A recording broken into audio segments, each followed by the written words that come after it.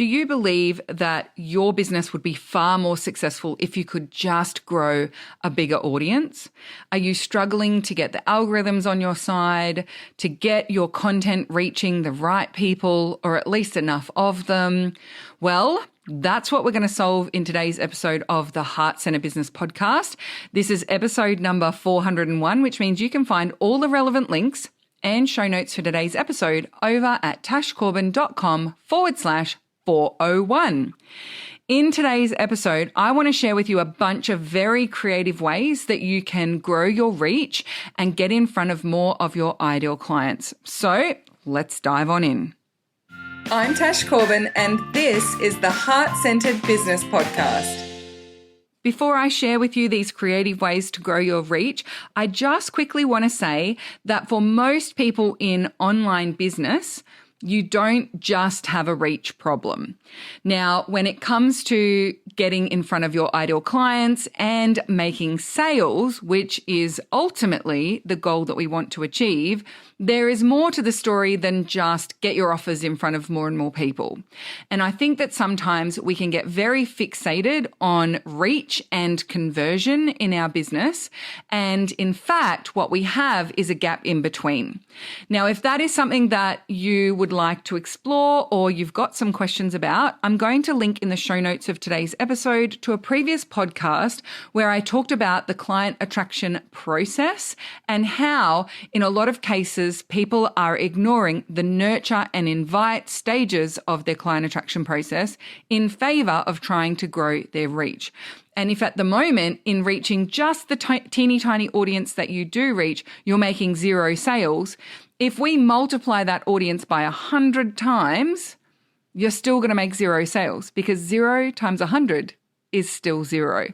So I just wanted to touch on that one before we dived in today, because sometimes people think that they have a reach issue, but actually if we just resolved your invite and your nurture phase of your client attraction process, you actually wouldn't need to grow your audience by that much. So wherever we can create high conversion and maximize the number of people who turn into paying clients, then the need for extra reach and the need for audience growth actually diminishes, and we can be far more profitable by just focusing on that conversion. But in today's episode, I really want to talk about reach because for some people, there is a reach issue, and for others, we need to at least get some form of reach. And so what I thought I would do is just share with you some really quick fire ideas and ways, some creative ideas of how you can get more reach and get in front of more people online. So the first one is to run ads. And I know that that sounds so obvious, but I think that we get sometimes a bit caught up in needing our reach to be completely organic and we need to scale up and grow our audience. But honestly, if you are making sales and your content, your marketing strategy is working, if you are converting a good portion of people in your audience into paying clients, well, it makes sense to pay to grow that audience. And so sometimes the most obvious answer is the correct answer. So I wanted to start with that one. Number 2, SEO. So if you have a topic area or some content or your services are the type of thing that people would Google, then SEO is one of the most effective ways that you can reach more of your ideal clients. You can do that through 2 kind of layers. There's the technical layer of search engine optimization. So that's getting on the front page of Google or to the top of Google if you can when people search relevant terms. So there's tech sides where we need to make sure that your website is fast enough, that you've got enough backlinks to your website. You know, there's some really technical things that you can do to grow that effectiveness of your search engine optimization. But the other way you can do it is just by producing consistent content. So my podcast goes up onto my website each time that I release a new episode. We create a written article that goes with it. We ensure that those key terms that we're trying to optimize for are included in the articles. And so I don't get a lot of traffic to my website from SEO. I think that the type of work that I do, if I'm waiting for someone to Google business mentor or business coach, I've kind of left it too late. But there are certain specifics that we try and optimize for, and it's certainly on the radar to do it more consistently in the coming months. Idea number 3, a daily content challenge. So sometimes you just need a good little breakthrough. Sometimes you just need to show up really consistently and say what you need to say. And I've done this several times throughout my business where I've just decided, you know what, I'm going to show up and do something every single day. I'm going to share a piece of advice every day, or I'm going to record a podcast episode and release it every day. There are several times where I've done things like that, and it just gives me a nice big boost. It gives me a big kick in terms of my reach growth, in terms of creating connection with my audience. It's a great way to reach more people, because the more content you create, the more likely you're going to create something that someone's going to be really interested in, or maybe share with their friends. So there's lots of different benefits to creating content on a daily basis. Number 4, post in other people's Facebook groups. Now, I already share the Heart Centre community with you over and over again and encourage you to come in and share your offers on our hashtag Market Day on Tuesdays, or share your freebies with us on our hashtag Freebie Day. And yet there are still so many people in that community who don't post in there regularly or consistently, and they're looking for ways to grow their audience and reach more people without spending any money. And it's one of the most effective ways to grow your audience and to get that extra reach. Now, you do need to be pretty consistent, and you do need to be pretty present with Facebook communities to become known as a leader in the space. But it's far less work than trying to reach strangers online with organic strategies only when you don't have a ready-made audience like that. So the Heart Centre community is 34,000 people. You have the opportunity to dive on in there, post every single day if you want to. You don't have to post every day. We ask that people post on non-promo days as much as they post on promo days. But you can go in, and that's a ready-made audience of 34,000 people who actually enjoy each other's content. They engage with each other. They are in the habit of buying from each other and signing up to each other's mailing lists. And a lot of people miss out on that opportunity simply because they make rules for themselves about what they're allowed to do, or how often they post, or they just don't actually understand how valuable that opportunity can be.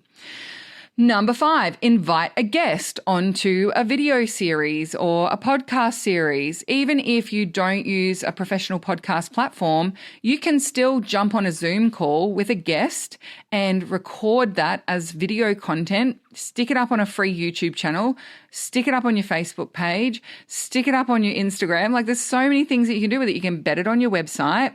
And then if you become the best spokesperson for that piece of content and get out there and share it as much as possible, and you can tag the guest and you can send them the details so that they might share it with their audience, you will get more reach. Like, that is a really juicy piece of content. You need to, of course, be mindful about the questions that you ask and, make sure that you're getting some information out of that person or some insights out of that person that your audience will find helpful or appealing. But inviting guests is actually really, really effective. And I haven't had a guest on the Heart Centre Business podcast for a little while. I've had Tash before this, and then also in the lead up to virtual conference, we had a few guest interviews, but not many.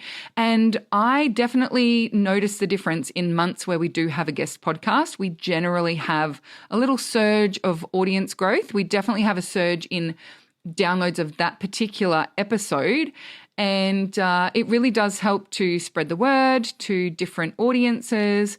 And then number 6, you get to be a guest on other people's platforms as well, especially if you are consistently inviting people onto yours.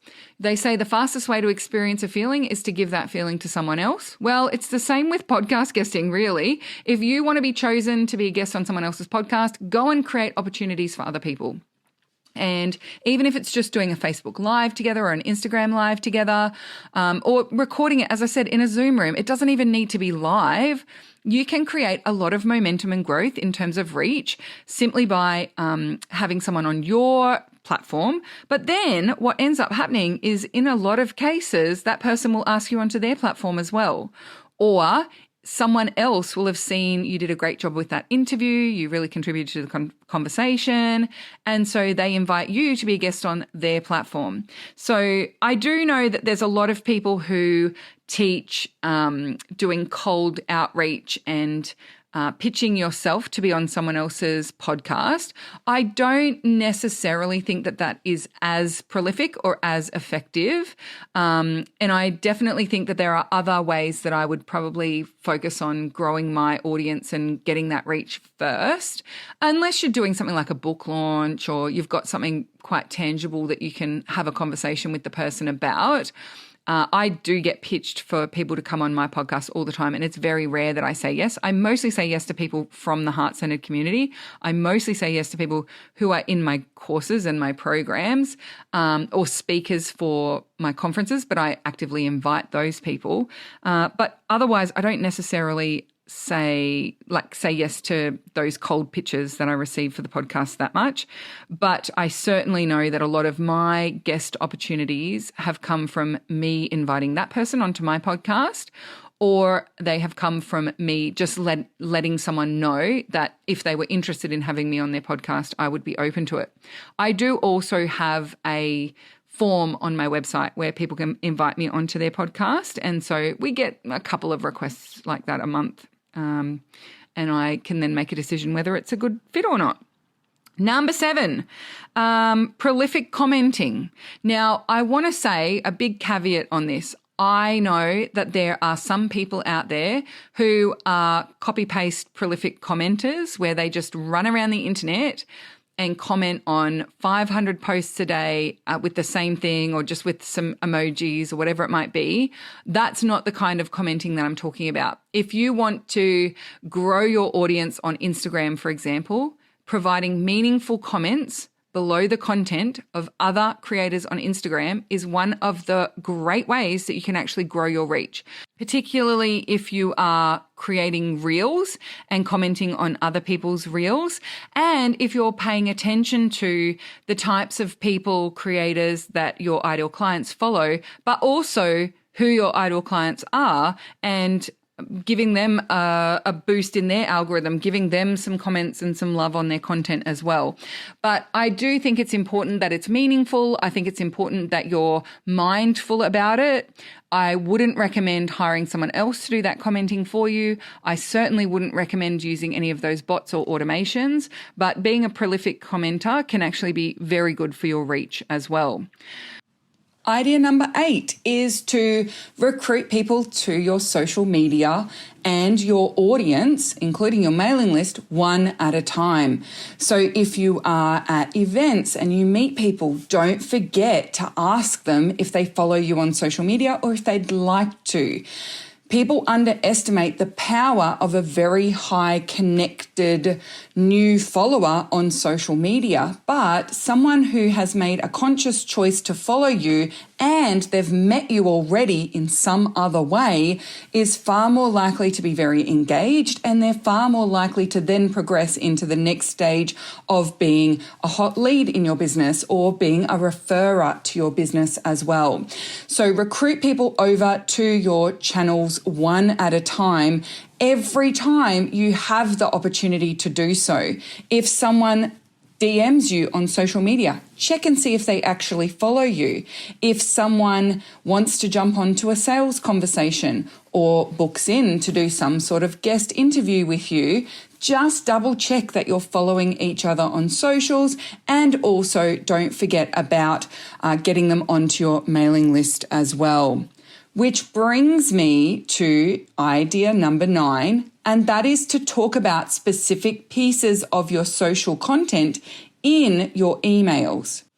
Your mailing list is your hottest of your broadcast audiences, and that's because they've given you something very specific and very valuable to them, and something that we protect very, very closely, and that is our email address. So if someone has signed up to your mailing list, that means that they are so interested in what it is that you have to share or the thing that you promoted to get them on your mailing list. They are willing to disclose one of the most tightly guarded pieces of their personal data, and that is their email address. So if you're emailing your list consistently, which I hope that you are doing, then ensure that here and there you refer to a hot piece of content of yours that's on social media. So that might be a Facebook Live or an Instagram Live that you've recorded and why it would be a great idea for them to go and watch it as well if they missed it. But it could also be asking them to contribute to a conversation or share their experiences on a post that you've shared that asks people for specific insight or specific experiences that they've faced. So just getting that extra loop of recruiting people from your socials to your emails and then getting your email list to go and engage on your socials will increase the engagement on that content, and that engagement will increase the reach as well. We are, in essence, creating this amazing virtuous cycle where more people on your list equals more engagement on socials equals more reach, which equals more people seeing your posts and promos of things that may recruit people over to your mailing list. So be sure to talk about your social content and link to specific pieces of social content on your emails. And then idea number 10 is for those of you who use Instagram as your primary social media platform, and that is to do a reel on Instagram using a trending audio.